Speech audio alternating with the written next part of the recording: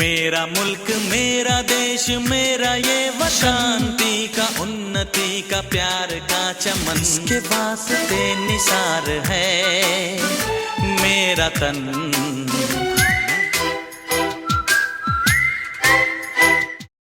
Good morning और आप सभी का स्वागत है एक और नए वीडियो में। और आज काफ़ी दिनों के बाद आप सबों से रूबरू होने का मौका मिला है, तो इस वीडियो में कुछ खास इन्फॉर्मेशन आपके साथ शेयर करने वाले हैं। और सबसे पहले आपको दिखाने वाले हैं अपने कुछ एक्सपेंसिव रेडियोज़, और क्या एक्सपेंसिव रेडियो को लेने का कोई फ़ायदा है या फिर आपका एक सिंपल रेडियो से भी काम चल सकता है। तो चलिए बात करेंगे इस वीडियो में इसी टॉपिक पे। सबसे पहले आपको दिखाते हैं अपने पास जो कलेक्शन है, मेरे पास जो कलेक्शन है कुछ एक्सपेंसिव रेडियो के, पहले वो आपको एक एक करके दिखाते हैं। और इसमें मैं अपने सारे रेडियोज़ नहीं दिखाऊंगा, जो टॉप के जो कि काफ़ी एक्सपेंसिव रेडियोज़ हैं मेरे पास लाइनअप में, वो पहले आपको दिखाता हूँ। जिसमें सबसे पहला है टेक्सन का H501X, दूसरा है चोयोंग का LC90, एक smart internet radio, hybrid radio इसको बोल सकते हैं, जिसमें आपको इंटरनेट रेडियो के साथ साथ ट्रेडिशनल बैंड जिसमें कि मीडियम वेव, शॉर्ट वेव और FM बैंड आता है, साथ ही साथ SSB की फैसिलिटीज़ दी गई है इस रेडियो में, वो वाला रेडियो है। उसके अलावा एक्सरेटा का D808 और कोडेसन का DX286। सबसे पहले आपको बारी बारी से वो सारे रेडियो आपको दिखाता हूँ। तो सबसे एक्सपेंसिव रेडियो जो मेरे पास है वो टेक्सन का H501X, वो रहा ये। इसके बाद बारी आती है चोयोंग के LC90 की, और इससे पहले कि आपको चोयोंग के LC90 दिखाऊं, टेक्सन की इस H501X को जब इंडिया में इंपोर्ट करते हैं, बाहर से मंगाते हैं, तो आपको इसका कॉस्ट लगभग आपको 35 से 40 हज़ार रुपये के आसपास पड़ जाएगा। इसके बाद बारी आती है चोयोंग के LC90 की, जो कि अब इंडिया में अवेलेबल है। हालांकि जब मैंने मंगाया था तो मुझे इंपोर्ट करना पड़ा था, उस वक्त उसकी भी कीमत 35 हज़ार के आसपास थी। तो देखिए पहले चोयोंग का LC90, ये रहा चोयोंग का LC90। अब दिखाते हैं आपको एक्सजेटा का D808 और कोडेसन का DX286। ये रहा एक्सजेटा का D808, और फाइनली और सबसे आखिर में ये रहा कोडेसन का DX286, मेरा फेवरेट और ऑन द गो रेडियो, जो कि हमेशा मेरे साथ मेरे बैग में जब भी मैं ट्रैवल करता हूँ मेरे साथ ये रेडियो हमेशा होता है। अब बात करते हैं क्या आपको एक्सपेंसिव रेडियो लेने चाहिए। और एज ए रेडियो लवर जब भी आप किसी एक महंगे रेडियो को देखते हैं तो आपको ऐसा लगता है कि काश ये रेडियो मेरे पास भी होता। और ये जो आदत है हर एक रेडियो लवर के अंदर होता है, वो मेरे में भी है। जब भी मैं कोई भी ऐसा विंटेज रेडियो देखता हूँ तो मुझे भी मन करता है कि काश ये रेडियो मेरे पास होता।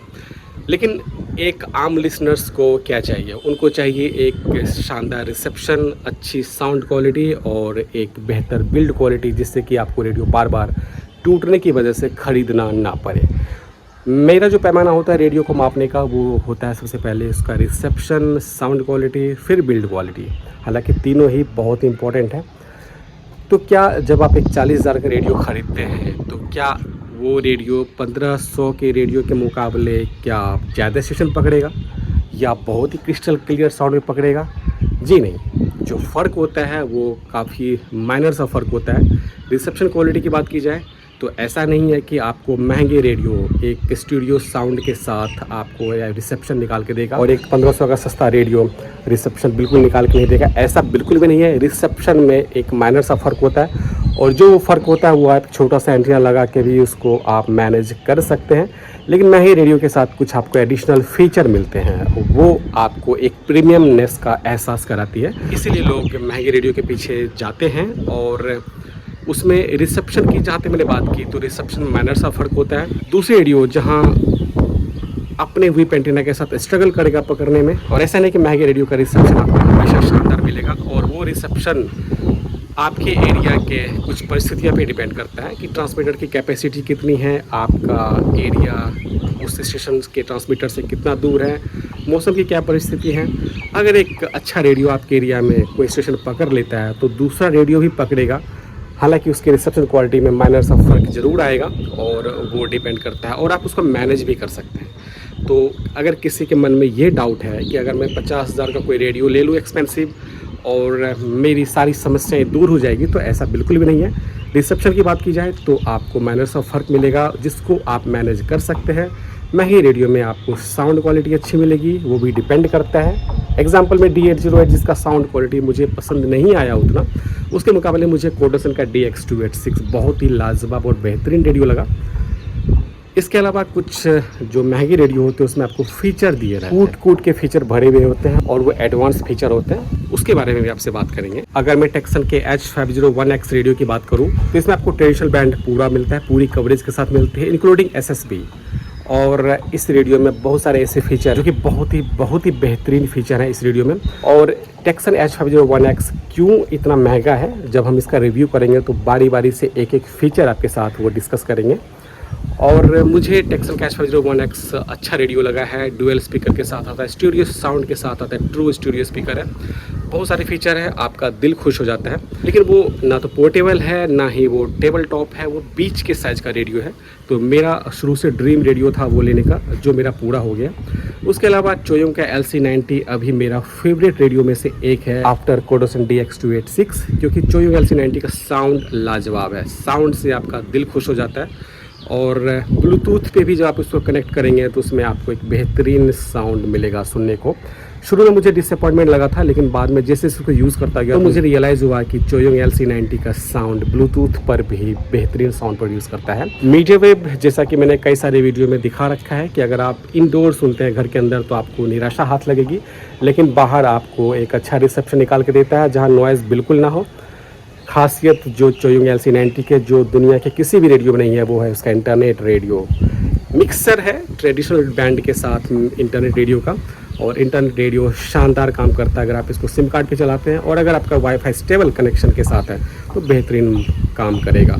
मज़ा आ जाता सुन के। बैकअप के मामले में ज़बरदस्त है। अभी तक जब से मेरे पास चोयोंग LC90 है मैंने मुश्किल से उसको 3 से 4 बार चार्ज किया होगा, बेहतरीन बैकअप के साथ आता है।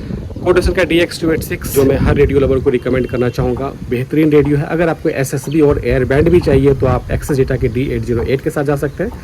अगर आपको SSB और एयर बैंड नहीं चाहिए तो बेहिचक बिना किसी शक के आप कोडोसन का DX286 ले सकते हैं।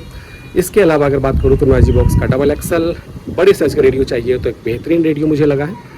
FM पे रिसेप्शन उसका शानदार है, उसका कंपेयर वीडियो में जब लाऊंगा D808 के साथ तो आपको क्लियर हो जाएगा। साउंड स्टूडियो साउंड है, अच्छा है, बेहतरीन साउंड प्रोड्यूस करता है और एनालॉग HD साउंड है। मैं काफ़ी सेटिस्फाइड हूँ उस प्रोडक्ट से, मुझे उम्मीद नहीं थी उतनी। और इसके अलावा फ़िलिप्स का चैम्पियन तो वो अच्छा रेडियो है ही। तो आगे आने वाले कंपैरिजन वीडियो में आपको सभी महंगे रेडियो का क्या बेनिफिट है, क्या एडवांटेज है और क्यों इतना महंगा है उस पर डिस्कस करेंगे। काफ़ी दिन से वीडियो नहीं आया था तो सोचा कि आपसे बात कर ली जाए। आपको आज का ये वीडियो कैसा लगा कमेंट करके ज़रूर बताइएगा। मिलते हैं आपसे अगले वीडियो में। Till then bye bye, take care, have a nice day.